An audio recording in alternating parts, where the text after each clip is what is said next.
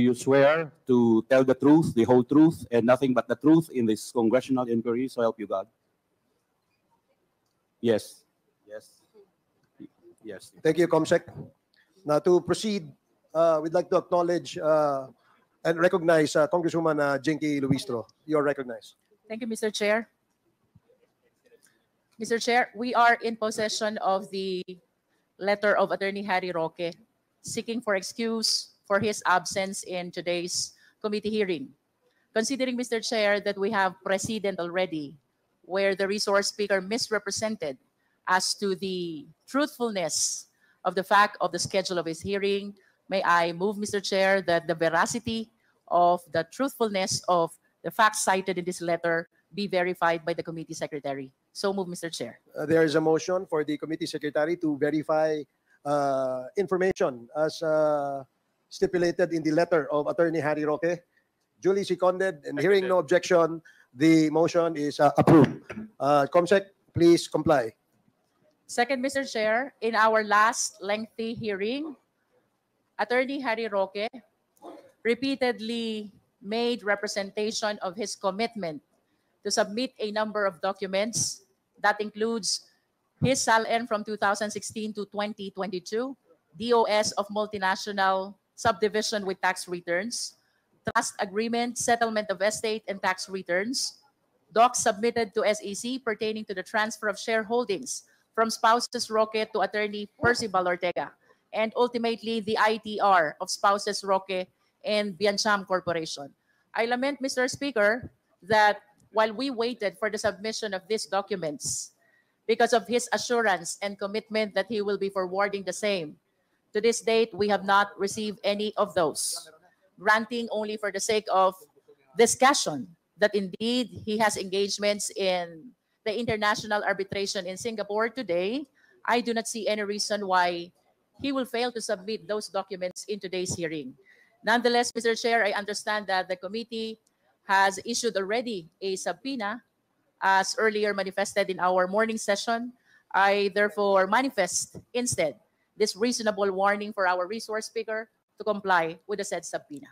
The statement of Congresswoman Luistro is noted, and the COMSEC is directed to follow up the requests of Congresswoman Luistro pertaining to the documents required of Attorney Harry Roque. Thank you, Congresswoman Luistro. Third, Mr. Chair, the committee is in receipt of the letter from Cassandra Leong, represented by Attorney Topacio, claiming, among others, that her client opted to decline to testify, invoking the right to remain silent and or the right against self-incrimination. I deeply lament this action coming from the resource speaker, Mr. Chair, because we will remember that even prior to the creation of the Quadcom, various resource speakers have been mentioning already the name of Cassandra Leong. And it is really unacceptable if we will allow in today's hearing that the resource speaker will remain silent, will not answer our questions under the guise of his right against self-incrimination.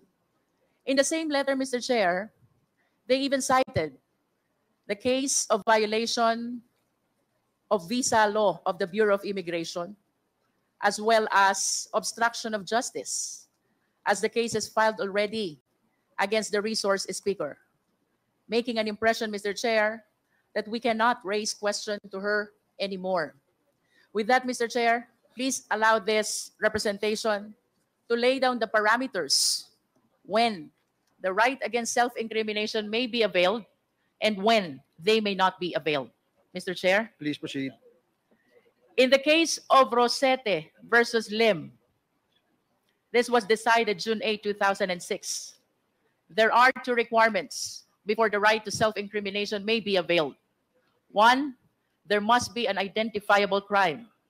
And two, the resource speaker is probably guilty of the said crime.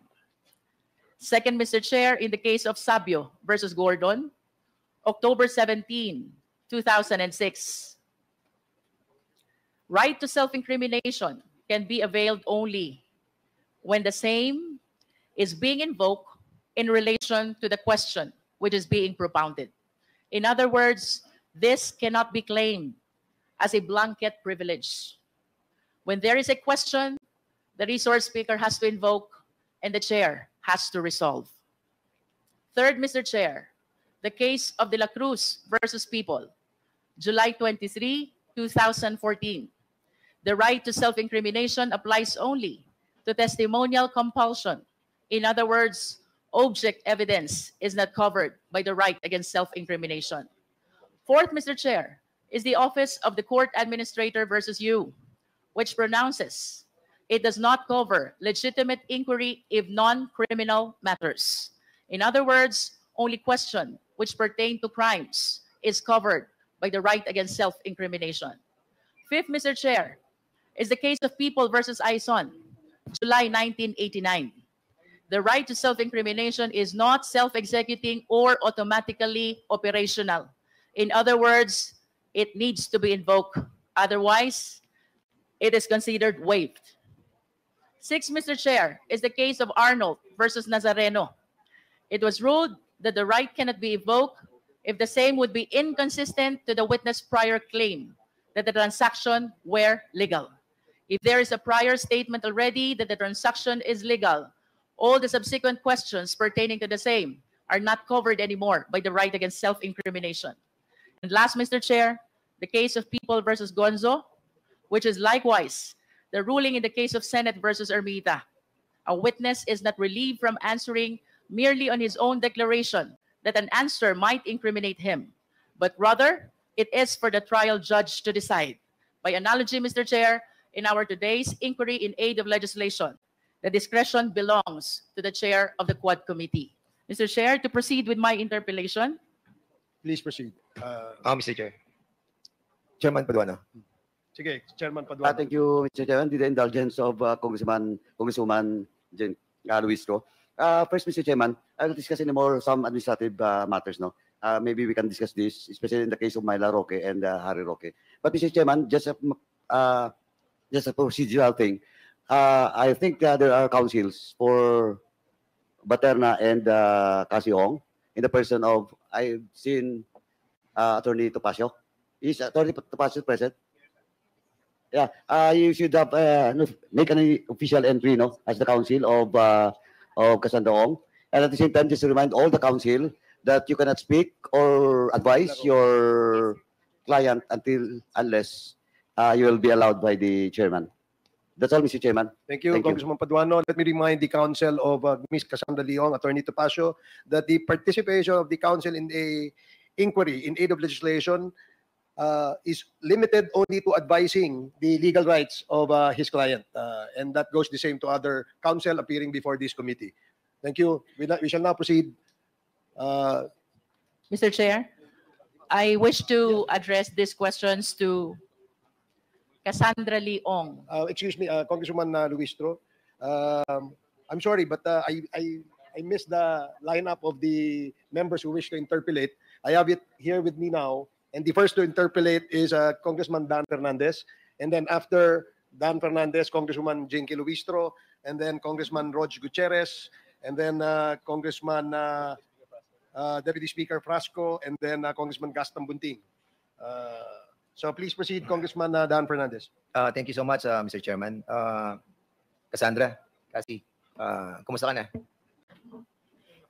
Can you kindly remove your face mask? Paige, can you please? Maganda ka naman eh. Huwag ka nang... relax ka lang, Cassandra. The reason why we invited you over, because if you remember, during the joint committee hearing, we invited you twice. And then you never acceded to the invitation of the joint committee hearing. And then we issued a subpoena. And then we elevated this issue on the Quadcom. You remember the time that you texted me, di ba? And eventually you called me. And the reason why I'm trying to tell this, Mr. Chair, during the time that we have conducted that committee hearing, that joint committee hearing, Cassandra, in the spirit of transparency, Cassandra, I will tell the body, that you texted me and you called me. Para at least malaman nila kung saan tayo magsisimula. But the reason why you called me is to ask for help kung ano yung dapat mong gawin. Am I right? You can answer. Yes po. Yes, and during our conversation, sinabi mo kung ano yung dapat mong gawin. Is this correct, Cassandra? Yes po. All right. And sa text mo sa akin, and I know that this came from your heart, sinabi mo dito sa text mo na, "Hi Kong, thank you for the time to pick up the call. Sana matapos na po, puro na lang allegation. Pag-pray ko din po, maging fair enough. Din po, I'm not involved in politics and will not po. Ayaw ko din pong madamay sa away po ng malalaking tao. Mabuhay po ang Pilipinas, mabuhay si PBBM." So you texted this, di ba? You remember? And you were saying na ayaw mo ring may madamay na sa away ng malalaking tao. Are you referring to sinong personality are you trying to imply on your text? I invoke my right to remain silent po. I invoke my Sure. right Yes po. to your right. Okay. So kasi simple lang naman yung tinatanong ko kung sino yung mga malalaking tao ba ng mga Chinese o malalaking tao ng mga Pilipino? Mga politician ba ang sinasabi mong ayaw mong ma-involve sa away ng malalaking tao? You can answer directly, no? I mean, there's nothing wrong on saying, kasi sabi mo Pilipino ka, di ba? And I will show you, Cassandra. This is the certificate of your naturalization nung papa mo. And we were able to get that during the time of 1978. He applied for the naturalization. And thereby, when you born in year 2000, you are a Pilipina. Di ba? So, Pilipina ka. So, maaring sa dugo ay Chinese ka, pero sa puso at isipan, Pilipina ka. Am I correct? Opo. At saan ka madadamay ng mga away na sinasabi mo sa text mo sa akin? I never replied, di ba? Hindi ako nag-reply sa'yo eh. Because I really don't want you to answer back on my cell phone. What I wanted is for you to appear on the committee and to answer to all of us. So, sino? Mr. Chair, I invoke my right po to remain silent po. Congressman Fernandez, if Yes, I may. Mr. Chair. Yung tanong ni Congressman Dan Fernandez ay hindi naman incriminating. Dahil ang tanong niya, kaninong away? Is that an incriminating statement? Ang sinasabi ko po is right to remain silent po. Hindi po self-incrimination. Mr. Chair? Mr. Chair, Mr. Okay. Mr. Chair, Congressman Acop? I would just like to remind Madam Cassandra Ong and her lawyer that what we are conducting here is not a custodial investigation where you can invoke your right to remain silent. There have been Supreme Court decisions on this.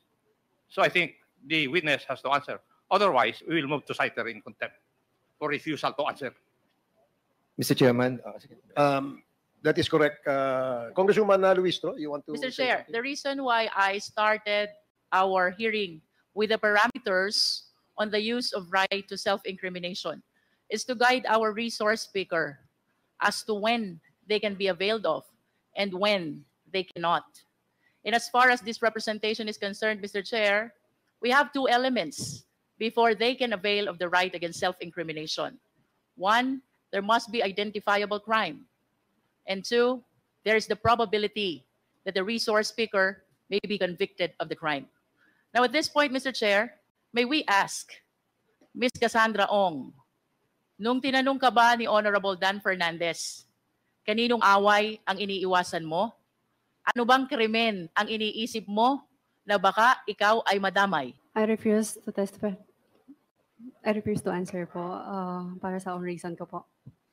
If I may, Congresswoman Luistro, I'm sure it is upon the advice of your counsel, Attorney Tapasio. Kaya mo sinasabi that you refuse to testify or the right against self-incrimination, etc., etc. Pero maliwanag po na marami pong sinite na mga jurisprudence tungkol dito. And we don't want to, we are very lenient to your client, Attorney Tapasio. And because of that leniency, we allowed her to appear before us so that we can propound questions related to the alleged crime that she has committed. Under the jurisprudence that was cited by Congresswoman Luistro, meron pong identifiable crime.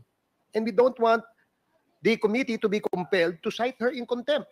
Because as it is, she is already detained in the House. And once the committee rules on citing her in contempt again, she probably would stay in this detention facility much longer. Kaya please, advise your client to cooperate. As long as her rights are not violated, we will continue to ask her questions. At yung mga tanong po na yan ay related po sa investigasyon na kung saan ay mayroon pong operasyon ng illegal na pogo dito sa ating bansa at si Cassandra Leong ang muka o ang representasyon o representative nitong mga pogong ito. Kaya yun ang gusto po naming malaman, Attorney Topacio. Please advise your client. Yes, Cassandra, naintindihan mo ba yung sinabi ko? Yes po. So, sasagot ka na, Cassandra. Mr. Chair, pwede po ako mag-excuse sa sarili ko ng like 10 minutes lang po. Excused for 10 minutes? To consult with your lawyer? 10 minutes. Yes po. The chair, is that too long? I mean, that's too long. 5 minutes. You can consult any member you wish to consult. Kung yan ang problema. Kasi if you give you 10 minutes, alam mo, kanina pang umaga itong ating mga resource persons naghihintay. Yeah. In fact, we started 10 o'clock, tuloy-tuloy po, at wag mo nang i-delay. Simple lang naman po yung tanong. Yung tanong Che. po ay related po doon sa iyong involvement dyan sa Lucky South 99. And Mr. Chairman, I think the resource person must consider na, well, she's not special. Hindi po kayo lamang ang resource person that we are investigating. All of these resource persons have been here since morning. Lucky you, you are in your own room, di ba? Meron kang aircon, meron kang sariling kwarto. But all of these people who are working tirelessly to ferret the truth has been here for so long. We hope you understand, and you're asking for 10 minutes for us to wait another 10 minutes. I think, Mr. Chair, that is unacceptable. And if I may, ask, can we ask Attorney Topacio? Yes, you may. What's the reason, Attorney Topacio, that you are asking for a 10-minute suspension? May I address the chair, Your Honor? Yes, please. It was not my idea, actually, Your Honor. It was her request to me. And I told her to relay it directly because I cannot talk unless recognized. Thank you, Your Honors. Thank you, Attorney Topacio. Congressman Fernandez, please proceed. And, Cassandra, what is the reason for a 5-minute suspension that for you to talk to your lawyer? Are you asking for a 10-minute? Yes po. And what's the reason behind? Mr. Chair, Okay, sige. We will allow you for a 5-minute conference with your lawyer, provided that pagbalik mo, you will tell the truth. Is that clear? Mr. Chairman, I object because we've been waiting here for so long. Let's start with this right now. I think the resource person needs to confer with her client. And Mr. the Chair. committee is Mr. Chair. lenient about that. And Wala. because it is also her right, Mr. so Chair. we can provide her at least 5 minutes. Mr. Chair, May Mr. I Chair, remind our members that when the chair is speaking, let us not disturb him. That is the rule. Thank you, Congressman Acop. Thank you also, Congressman Abante. well, So- Mr. Chair, I'd like to find out who is Congressman Akop referring to. I am one of the chairman of the court committee. Yes, 1 minute And I have the suspension. right. 1 minute.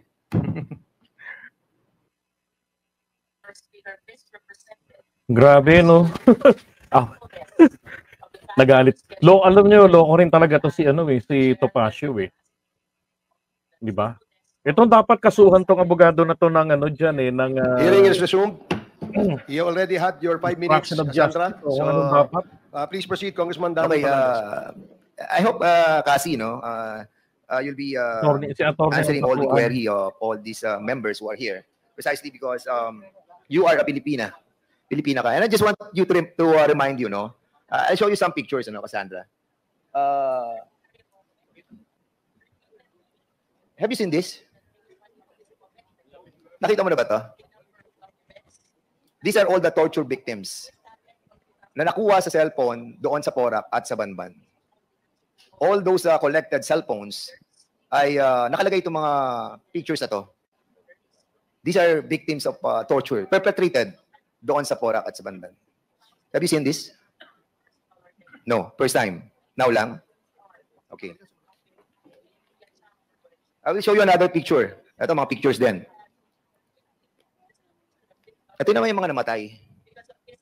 They are 66 foreigners. Hindi makilala kung bakit sila namatay. Lahat sila, almost all Chinese. Natagpuan sila, almost everybody sa Region 3. So, nakita mo na ba sila? Hindi pa? Hindi pa rin. Hindi po. Okay. The reason why I showed you all these pictures is for you to realize the gravity of what you are into right now. Are you a incorporator of Lucky South 99? Hindi po. Hindi ka incorporator ng Lucky South 99? Never? Remember, you are under oath.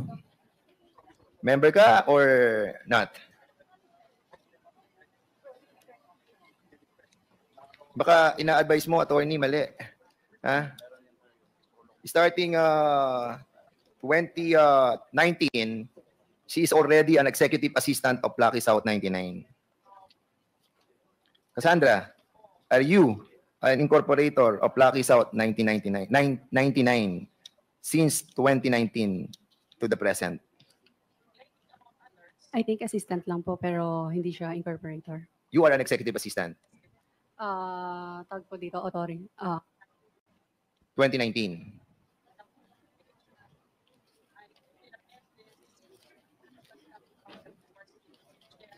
Tama, Cassandra?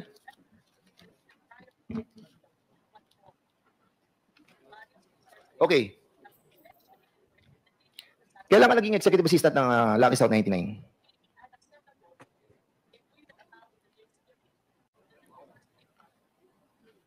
Kung pagbabasihan natin yung mga dokumento November 2019, incorporated ka na doon. And you were like 19 years old during that time. Am I correct? Correct? Yes po. 19 years old. 19 years old. Paano ka nakapagtrabaho sa Lucky South 99? Mr. Chair, I refuse po to answer. Mr. Chairman, Mr. Chair, point of order. point of order. What is the point of order of the... Yeah, Mr. Chair, I'm getting confused. With all due respect to Attorney Topacio, every time Chairman Dan gives a question, it seems that it's Attorney Topacio answering. So I think we should. No, I've been watching you, and you've been whispering. So can you please give the resource person the opportunity to answer truthfully? Attorney Kasi- Topacio, may we ask you to refrain from answering in behalf of your client. As we clearly stated earlier, the role of the counsel is only limited to advising your client of his or her constitutional rights in this committee hearing. So, Cassie, ikaw ang sumagot. Okay? Thank you. Attorney Topacio, with all due respect, I mean, I don't mean no offense to you, but it's just that let's allow the resource person the freedom to explain her side and to explain how she's involved or not involved in the situation, because this is her opportunity to clear her name. Thank you very much, Mr. Chair. Okay, kasi sino nag-recruit sa'yo sa Lucky South 99? I refuse to testify po. Okay, yun ang una mong yun ang una mong trabaho sa Lucky South 99? I refuse to testify po. Sorry, Mr. Chair. Tinatanong ko lang kung ano yun ang una mong trabaho. Pwede mo naman sabihin iba ang trabaho mo, di ba? Anong unang trabaho mo sa buhay mo? Pasensya na po ulit. I refuse to testify po. Saan ka nag-college? This will not incriminate you. It will po. What? Ang tinatanong ko, saan ka nag-college? I refuse to Sabi mo, testify Pilipina po. ka, di ba? Did you study in the Philippines? I refuse po to testify po. Attorney Topacio, Can let we- this be a warning to you to please allow your client to respond to the question. We will, these are simple questions. Tinanong lang, saan siya nag-aral, saan siya nag-college, right against self-incrimination, please. This is a warning, Attorney Topacio, na let her answer. Kasi, Mr. Chair, sagot mo lang ng tama ito dahil yung tanong na kung saan ka nag-aral ay hindi naman incriminating sa'yo. Bakit refuse to answer? Mr. Chair. Papipilitan kami i-contempt ka. Mr. Chairman, parang Yes, yung sa paper ni Cassandra, Pero nakagad sagot na tinuturo ni Attorney Topacio eh. 'Di ba? So I will give you another chance, Attorney Topacio. Mr. Chairman. Please proceed, Congressman Fernandez. Okay, I'll be asking Ronaldin Baterna. Ronaldin Baterna. In the last hearing, you were testifying, no? During that time, you told us that you have a checking account. And this checking account, yung checking account na pinirmahan mo, sinabi mo binigay mo kay Cassandra, di ba? At yung milyong-milyong piso na dumaan doon sa checking account, sabi mo, ibinigay mo kay Cassie. Is this correct? Yes po, Mr. Chair. Okay. So Cassie, ang sabi ni Ronaldin Baterna, who happens to be in the Lucky South 99 and in the Whirlwind Corporation, binigay niya yung mga cheque sa iyo at maraming milyon-milyon ang dumaang pera dito. So, ginamit mo yung checking account. Pasensya na po talaga. I refuse to testify po. Mr. Chair. Mr. Chair. We'll change na lang the question. If she feels that it will incriminate her, Okay, we will with the be... indulgence of Congressman Fernandez. Yes, is this a short interjection? Mr. Chair, Please proceed. I move to cite Cassandra in contempt. Second. There is a motion to cite Cassandra Ong in contempt for Mr. Chairman, violation of Section 11, Paragraph A and C of the Rules of Procedure governing inquiries in aid of legislation. Duly seconded. Do I hear any objections? Mr. Hearing Chair. none. Mr. Chair. Apologies, Mr. Chair. This is not an objection, but just a manifestation. In the spirit of due process, may we ask that the witness explain why she should not be cited in contempt? If she has any reason We'll whatsoever. give her that privilege. As, Thank you very much, Mr. Chair. Chairman, Picture 3. Lagay mo yung picture 3. Kamo kaya na kay JR. Picture 3. Chairman, just a point of clarification. Okay. Okay. Congressman Paduano. Thank you, Mr. Chairman. Mr. Chairman, before we rule with the motion that was made by Chairman Co-Chair Abante, kasi there's a contempt order now for Miss Cassandra Ong, in which her violation is refusal to be present in the previous hearing until he was cited in contempt, Mr. Chairman. Now, what will happen to that first contempt order of this committee, Mr. Chairman? So, dalawang contempt? This is the first. The motion made by Congressman Abante has not been ruled yet. Yeah, that's why. Because there was an interjection by Congressman Gutierrez, and then the chair recognized Congressman Paduano for your interjection as well. So there's no decision yet as to the motion to cite her in contempt. Now, if there are no other obstructions, can we now rule on the motion? Mr. Chairman, Oh yes, please. what will Congressman be Paduano. the proper position with regards to my query? That this is the first time in the history, in my 11 years in Congress, for those cited in contempt, 2 contempt orders. Mr. And I'm Chair. just checking the process on our internal rules. I will never object, Mr. Chairman, but what I'm saying is, we have already issued a contempt order for Cassandra Ong. Now, if we will approve that motion by Congressman Chairman Nabante, sabi ko nga, this will be the first time that a resource person was... Mr. Chairman, can I move for 1 minute suspension? 1 minute suspension.